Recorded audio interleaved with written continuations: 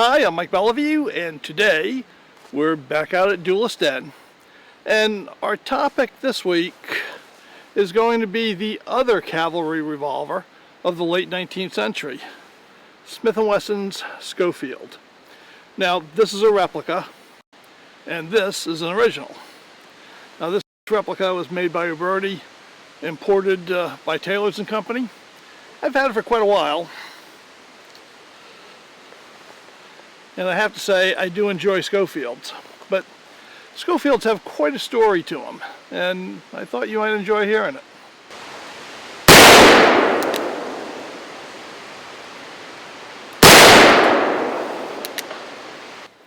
You know, despite the fact that the Schofield revolver secured something for Smith & Wesson that they dearly coveted, which was a U.S. Army contract, and in fact 2 of them. Despite that fact, the Schofield revolver was something of the red-headed stepchild in the Smith & Wesson line. And I think that makes for an interesting story. So why don't I just tell it to you? So of course, the Schofield did not leap on the scene fully formed, you know, like Athena leaping out of Zeus's head. We have to go back to the immediate post-war era, post-Civil War era, and Smith & Wesson had been very successful in making metallic cartridge-fired handguns during the Civil War because they secured the rights to the roll-and-white patent on bored-through cylinders. A patent that probably never should have been issued, but it was. And you would think that Roll-and-White would have been a rich man off of that, but he was not. His deal with Smith & Wesson was notoriously poorly thought out because he got a royalty of 25 cents per gun made on his patent, but the onus of fighting for that patent in court whenever it was infringed was placed on White, not on Smith & Wesson. And therefore, White spent most of his money on lawsuits. So in 1870, the Smith & Wesson American model was the first metallic cartridge sidearm accepted as a standard sidearm of the U.S. Army. But to be honest, the Army was not entirely satisfied with the American. And in 1872, they opened up new trials to look for a replacement sidearm. And this is where we should introduce Brevet Colonel George M. Schofield. He was a permanent rank, had the permanent rank of major. He was assigned to the 10th Cavalry at that time in Leavenworth, Kansas. And Colonel Schofield was something of a firearms tinkerer. And he had gotten his hands on a Smith & Wesson American, not too surprisingly, and he thought he could make some improvements to it. But he needed to see more of them. So, and I'm just going to tell you right now that the things that happened during this whole period would not fly under today's ethics regulations for the military services. And I can tell you because I worked in procurement for the U.S. Navy. And believe me, the concept of ethics in the 19th century was a lot more loosey-goosey than the 20th and 21st century ethics regulations. So what we've got is we've got Colonel Schofield going to Smith & Wesson and petitioning them to be the exclusive distributor of the American model in Kansas and Colorado. This is while he's a serving officer in the U.S. Army. So Smith & Wesson declined because they already had some pretty effective distributors. They had a good distribution network. And they did not need to set Colonel Schofield up as an exclusive for that territory. But as a consolation prize, they said that he could buy as many American models as he wanted, as few or as many, at the wholesale price. So he took him up on that. And in short order, he had sold a couple of hundred American models to his fellow officers and, and others. Put together some money, and he bought a half dozen or so American models for himself. And these were the guns that he would modify to develop what we now know as a Schofield revolver. Well, Evil Roy's up to his old tricks. I think we might have to just teach him a lesson. So let's see if we can do it with the Schofield.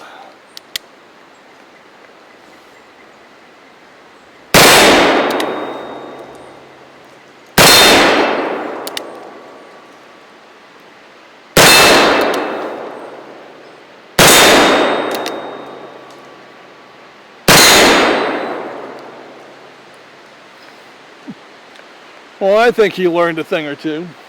So what Schofield did when he started tinkering is he really paid most of his attention to 2 out of the 3 most recognized problem areas.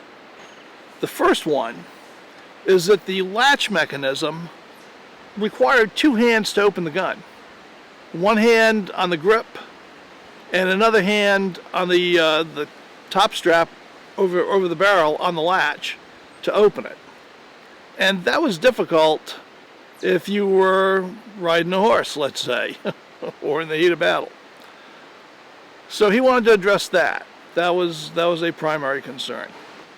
The other concern that he wanted to address was the rear sight, which on the American was located on the latch, and which was composed of 2 very small posts, round posts, extremely difficult to see.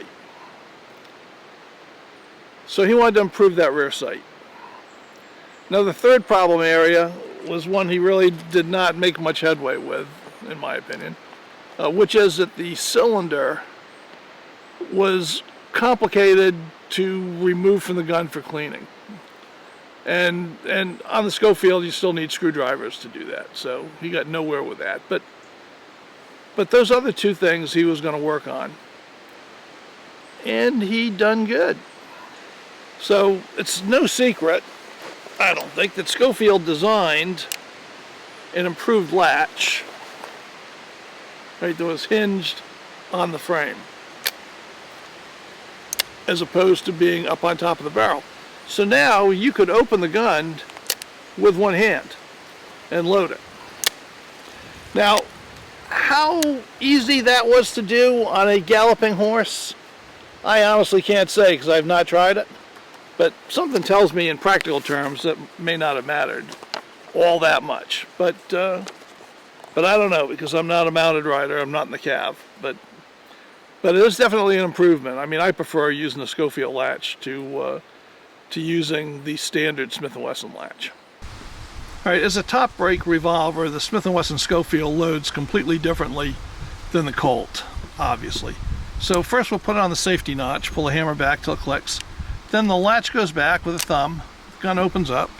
All right, and now we can just drop the cartridges right in.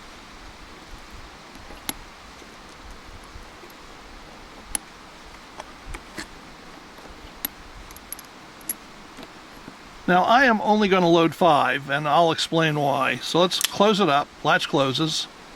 Okay, I'm going to cock it. I've got the empty under my hammer now. If I lower it with my thumb on the hammer, it'll stay in the safety notch. So you might think, well, you could safely load 6, right? Because the hammer is not in contact with the firing pin, so it's safer than a Colt. And that's almost true. I mean, it's true up to a point. The problem is the safety notch on that hammer is not all that robust. If you drop this and it hit on the hammer on the ground, it would probably break that safety notch and fire the gun. So I do not really trust it with all 6 loaded, though I'm sure the Cavalry carried it with 6. But I prefer to do it with 5. and you can do what you want, but since I'm not fighting off any Apache, I don't really think it matters. So he got that good. And the other thing he did was he designed a blade type rear sight as the back part of that latch that has a wide V groove that's very easy to see. It's a great fast acquisition combat sight, far and away better than the sights that Smith & Wesson kept using, I mean, right on through the rest of the 19th century. So those were his two obvious improvements. Less obvious improvement is that he improved the extraction and ejection system. Well, unloading the Schofield, same thing. Half cock, latchback, and of course it's got simultaneous ejection, so it just kicks all of the empties out. So he made it less complicated, fewer parts, a shorter action, and he did very good on that. That was a big improvement to the gun. So, was that an improvement that had to be made? Well, maybe not. I mean, the gun functioned fine before, but one of the complaints about it was that it had too many parts, it was too complex. He simplified it and made a better extractor. So, he tinkered around, he did all of this. And while all of that was going on, Smith & Wesson had been working behind the scenes, protesting, complaining, chiding, lobbying, to get the Army to reopen the revolver tests. They felt that they had been unfairly evaluated during the test. They made some improvements to it. They were using basically a version of their Russian revolver. And they got the Army Ordnance Board to reopen the tests, which they did in 1874. They reopened them. Smith & Wesson submitted a couple of their improved Russians. But at the same time, Colonel Schofield had gone to a custom gunsmith with his improvement designs and with his half a dozen American models. And he had that gunsmith rebuild them to his specifications. And Colonel Schofield, who was a serving Army officer, submitted his version of the Smith & Wesson to the test. Smith & Wesson was livid. Okay? I mean, to them, that came right out of left field, and they were not happy with it. They were essentially, they felt, competing with themselves. And it gets a little bit worse than that.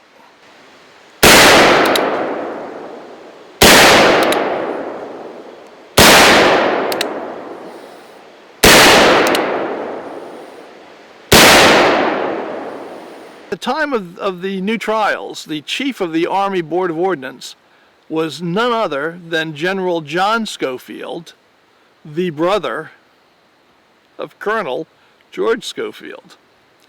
So, little hanky-panky, little nepotism, certainly seems so. And Smith & Wesson was hopping mad. But the test went, and at that point there was nothing they could do about it. So they made the best of it. Now, what was the result? The actual result is that the tests just reinforced the Army's decision to buy the Colt. So that was disappointing for Smith & Wesson. But there were more disappointments to come. As it turned out that the Army Ordnance Board, while it did not come right out and recommend the Schofield, it was over the top in its praise for the Schofield. And as I said, Daniel B. Wesson, who was the head of Smith & Wesson at the time, he was apoplectic. They just couldn't believe what was happening. In fact, Smith & Wesson had a fella who was basically a lobbyist. He was a former congressman who was lobbying for them in Washington. So he was a fellow named Dr. Chafee. And, Chafee was the one who was kind of shepherding their stuff through these tests. He was the guy who put the pressure on the Army to reopen the field trials and the whole bit, right? So when this all came out, I'm going to read to you an excerpt of a letter that Chafee wrote to Daniel B. Wesson, because I just think it says it all. This is a quote from Chafee. They even go out of their way to prevent you from getting an order. The men on the board, or at least a part of them, are committed in favor of Colt's pistol and did not intend to let you in. Now about the Schofield pistol. The board is fulsome in its unqualified flattery of the perfection of that arm, while they do not recommend its adoption in specific language. They go all around it and imply it.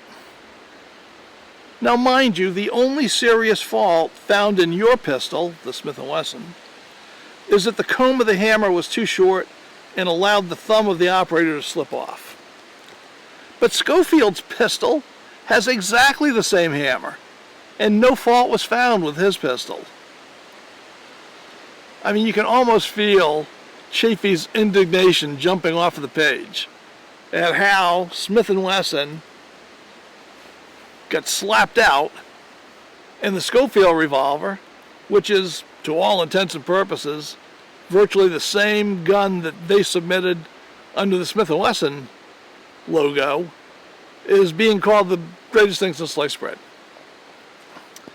And even though they didn't come out and recommend it, the Army decided to place an order for the Schofield revolver.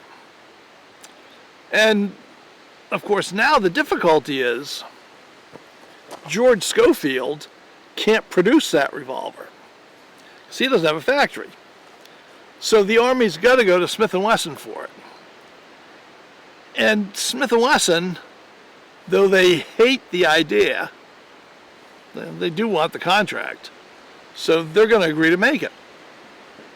So by this point, Schofield's brother has moved on to another assignment, and the fellow who is in charge of the Ordnance Board is a guy named General Bennett. So he informed Smith & Wesson that the Army wants to place an order for 3,000 of their Schofield model revolvers. And how much would that cost? So Smith & Wesson grits their teeth, and they told him, well, first of all, the Army wanted the gun in .45 Colt, so they wanted Smith & Wesson to stretch the frame and accommodate .45 Colt. Smith & Wesson came back and said, no, not doing it. And the reason they gave is not just because they didn't want to stretch the frame, but because the .45 Colt's rim was so tiny, and believe me, 19th century .45 Colt rims were hardly there at all. But it was so tiny it wouldn't work with their extractors. So they countered that they would design a new .45 caliber cartridge that would be compatible with Colt guns and that would work with their extractor, and that's what they would chamber the guns in. So Bennett said, okay, so what will that cost us?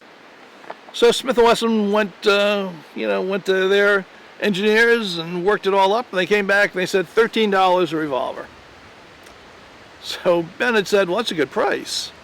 Now, how much of that is the royalty that you're going to pay to Colonel Schofield? And Smith & Wesson said, royalty? Why would we pay that guy a royalty? He was an Army officer when he designed these improvements, so the Army owns him. He doesn't deserve a royalty. But General Bennett felt differently. And he basically said, if you want a contract, you'd better rethink that position. So Smith & Wesson came back and said, we can do them for $13.50 a gun, and the 50 cents will be a royalty for Colonel Schofield. And General Bennett said, I like that. I think we'll give you guys a contract. And that's how they got their first contract for $3,000 for the military. So Schofield revolvers were issued to active cavalry units The 4th, the 9th, and the 10th Cavalry all were armed with Schofield revolvers. And the 4th was using Schofields during the Geronimo campaign. And the 9th and the 10th, of course, were the famous Buffalo soldiers, the African Americans, down at Fort Huachuca, and they were very busy with the Apache themselves. So the Schofield got quite a bit of use during the Apache Wars. So other Schofields went to state militias. New York got 2,000 of them in 1877. Michigan got 536. Indiana 300. The Washington Territory got 180 in 1882. And California got about 100 of them. And other states got lesser quantities, under 100. So just some drips and drabs went out there. So, there are quite a few of them out in military service. And basically a year later, after the first order, the Army came back with another order for another 3,000. And once again, that was 50 cents a gun for Colonel Schofield. And they made about 3,000 more for the civilian market. But they really didn't sell well on the civilian market. And that's surprising, because there was a lot of interest in a gun like the Schofield. The Americans did not like the Russian model.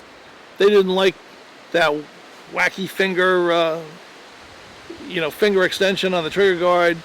They didn't like the grip shape with the very aggressive pawl at the top of the grip.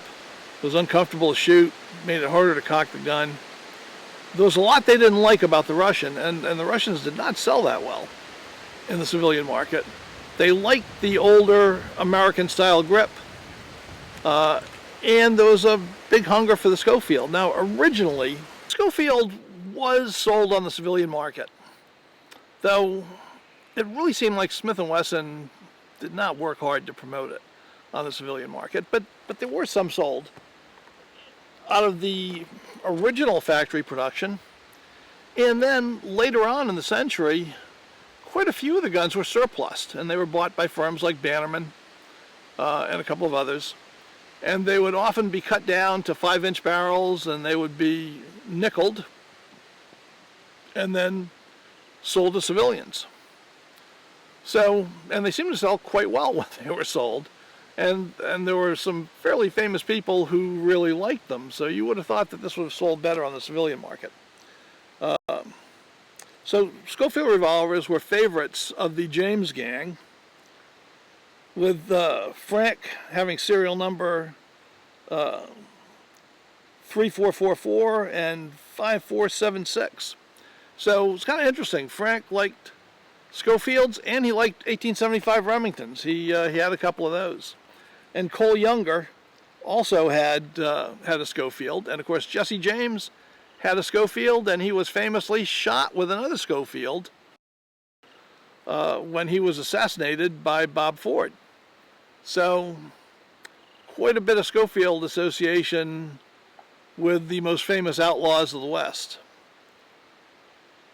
On the other side of the coin, Wells Fargo also had an association with the Schofield revolver, in that they had bought quite a few surplus revolvers and had them cut down to 5-inch barrels and issued to their express agents.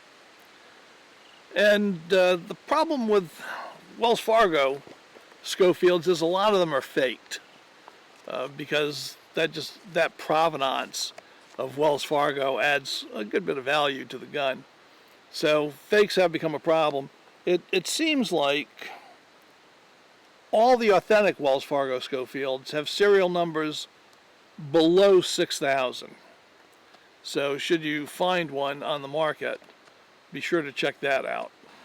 Now, I said before that I thought Smith & Wesson treated the Schofield as the red-headed stepchild of their line. And I firmly believe that.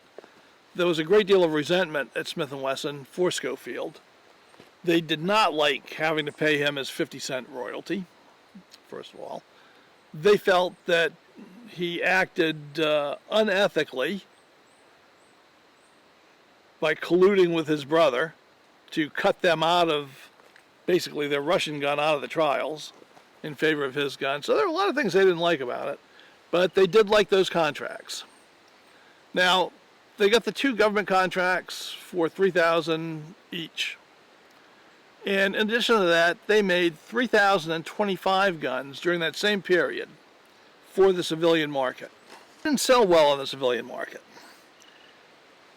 So of the 3,000 for the civilian market, 2,000 of them ended up going to the Army under another contract in 1877.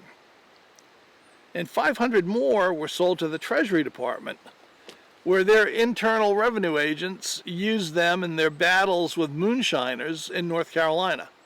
And by all accounts, the revenue agents loved them. Of course, it was kind of an unfair fight. I mean, most of the moonshiners, according to the revenue agents, were mostly armed with flintlock rifles and shotguns, single shots. But they loved their Schofields. So out of the 3,000 or so they made, 2,500 of them went to the U.S. government anyway, instead of to civilians. So that didn't leave that many on the civilian market. And you would have thought that they would have done well. I mean, originally, there was a problem with ammunition availability. But, you know, by 1870, 76, 77, that was completely solved. And Union Metallic Cartridge Company was making 45 Schofield ammunition commercially. People who had the guns liked them, but they just didn't seem to be making them for the civilian market. In fact, they put all of their efforts into developing a new single action, the new model number 3. And they went out of their way not to use any of Colonel Schofield's improvements in that gun. So they went back to essentially their older latch, though they did solve the problem of being able to remove the cylinder for cleaning without tools. So they improved that. They redesigned the extractor, so they didn't have to use Schofield's improved extractor. And actually, I'll give them credit, they came up with a slightly better one than the Schofield, so, you know, that's all fine. So they did not need to pay Schofield 50-cent royalties on that, and they just stopped making his gun. Done. all done after 1877. So some people say, because Colonel Schofield, if you didn't know, committed suicide in 1882. And there are plenty of people who connect those dots and say that he committed suicide because he was disappointed, you know, that his gun wasn't being sold, he wasn't making that much money off of it. Well, actually, he made pretty good money while it was going, with his 50-cent royalties on those guns. For the 19th century, he made a pretty good buck off of that, but the gravy train was over, you know, by 78.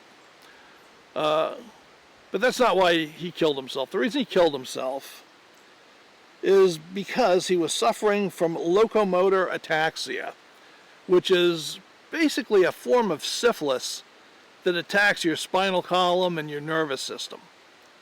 And unfortunately, he was in a steep decline on that and very depressed over it, as you can imagine. And that's why he took his life. It had nothing to do with Smith & Wesson or disappointments over contracts or things like that. So just to set the record straight. But despite, you know, the shenanigans, you might say, around the selection of the Smith & Wesson revolver, it really was an excellent revolver. I have to say, I like them. In some ways, I like it better than the new model number 3. I certainly like the rear sight much better. I prefer the latch on the Schofield, though the latch on the new model number 3 is an improvement over the earlier models. And I actually like the Schofield grip better than I like the new model number 3 grip. So, you know, you can't really say that the new model number 3 was that much of an improvement over the Schofield. What it was absolutely an attempt to cut Colonel Schofield out of the pie completely. And in that they succeeded. But we were still left with plenty of these on the market. It's had an active life with the U.S. Army, and the civilians that could get their hands on them liked them very much. And we are blessed to have some excellent replicas today, like this one made by Uberti, that we can enjoy and see how they worked.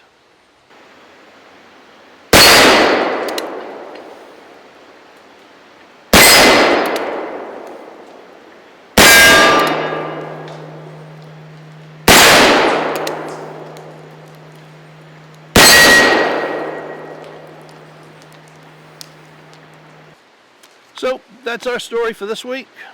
I hope you enjoyed it. If you did, you know what to do. Thumbs up, right? Let's beat that algorithm. And if you're not a subscriber, please subscribe. We're almost at 100,000 subscribers. And even though it's just a number, it's a number that's important to me. So if you're not a subscriber, hit that subscribe button.